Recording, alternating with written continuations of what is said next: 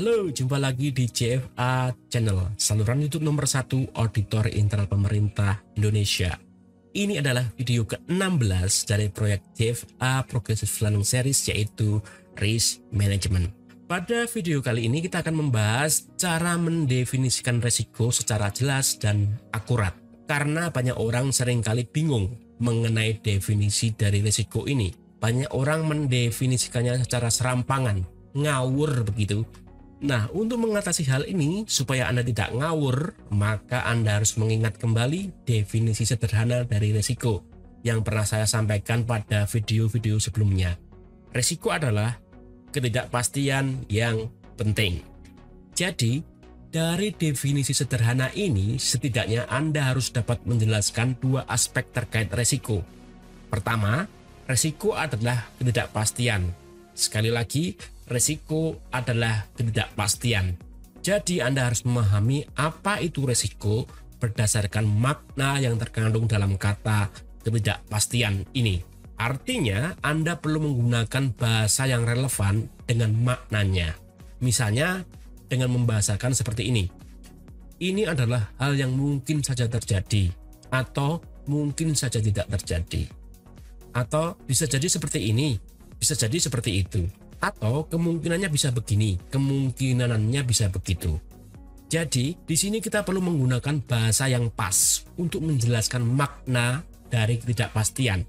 Lalu yang kedua, yang perlu Anda perhatikan adalah bahwa dampaknya benar terjadi apabila resikonya benar terjadi. Jadi, kita harus menggunakan bahasa yang mengisyaratkan suatu keterkaitan atau hubungan sebab akibat.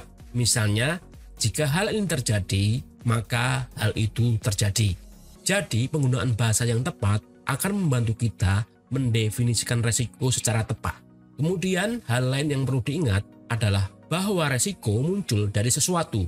Jadi, ada sebabnya begitu. Namun, seringkali sebab-sebab dari resikonya atau dampak-dampak dari resikonya justru dianggap sebagai resikonya. Hal ini menimbulkan kebingungan. Contohnya, ada yang mengatakan bahwa keterlambatan pengiriman barang adalah sebuah resiko, tetapi sebenarnya bukan. Keterlambatan pengiriman barang adalah dampaknya, bukan resikonya. Kemudian ada pula yang mengatakan bahwa pegawai yang menangani kurang berpengalaman atau tidak kompeten, dan itu dianggap sebagai resiko, tetapi sebenarnya bukan. Itu merupakan fakta, sesuatu hal yang sudah jelas dan pasti, bukan termasuk ketidakpastian. Jadi, merupakan sebuah fakta jika sebuah instansi memiliki pegawai-pegawai yang kurang kompeten. Sederhana kan? Nah, jadi begini, perhatikanlah ini dengan baik. Di antara fakta itu, yaitu pegawai yang kurang kompeten, dan dampaknya, yaitu keterlambatan pengiriman barang, di antara dua hal tersebut, disitulah letak resikonya.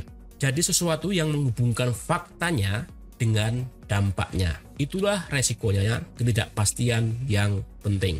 Jadi salah satu cara untuk mengetahui resikonya secara jelas dan akurat adalah dengan menyusun kalimat terstruktur yang menghubungkan sebabnya, resikonya, dan dampaknya. Coba perhatikan ilustrasi berikut ini.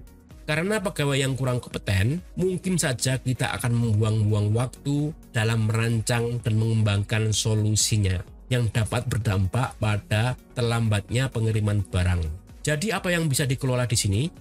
Kita tak bisa mengelola keterlambatan pengiriman barangnya, karena jika sudah terlambat, tak ada lagi yang bisa dilakukan. Ya sudah terlambat, mau apa lagi? Kita juga tidak bisa mengelola pegawai-pegawai yang kurang kompeten, karena faktanya memang begitu. Jadi yang bisa kita kelola adalah lamanya tahap perencanaan atau pengembangan solusinya.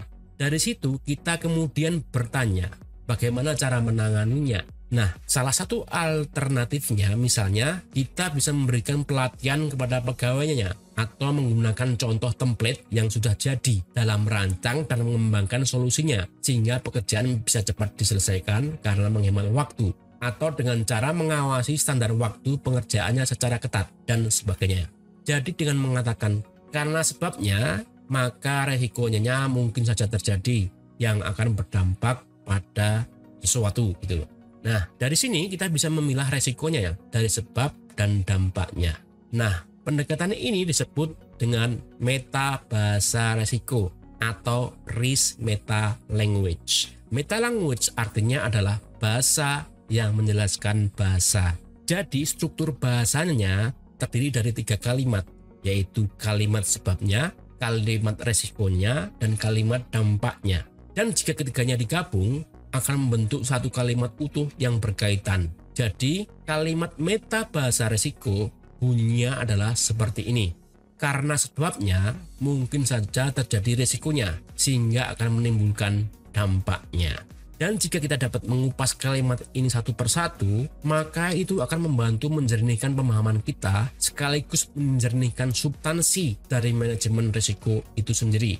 Kita bisa mengatakan bahwa resiko adalah kalimat yang ada di tengah-tengahnya, di antara kalimat sebab dan kalimat dampaknya, yaitu sesuatu hal yang belum pasti terjadi. Sementara penyebabnya kita sudah mengetahuinya, karena dari sebab itulah muncul ketidakpastian yang penting ini, yaitu resikonya yang harus dikelola. Karena jika resiko itu benar terjadi, akan berdampak pada sasarannya. Jadi, rich meta language bertujuan untuk membantu kita memahami dengan jelas apa resiko-resikonya, sehingga kita dapat melakukan manajemen risiko secara efektif. Artinya, pemahaman yang jelas terkait resiko ini akan sangat membantu kita dalam mengerjakan tahap-tahap manajemen risiko selanjutnya. Misalnya, bagaimana nanti cara memperlakukannya atau membuat rencana tindak pengendaliannya dan sebagainya. Oke? Cukup sampai di sini dulu video kita kali ini. Sampai jumpa di video berikutnya. Jangan lupa klik like, subscribe, dan bunyikan loncengnya. Jayalah terus auditor internal pemerintah Indonesia. Salam Prokom.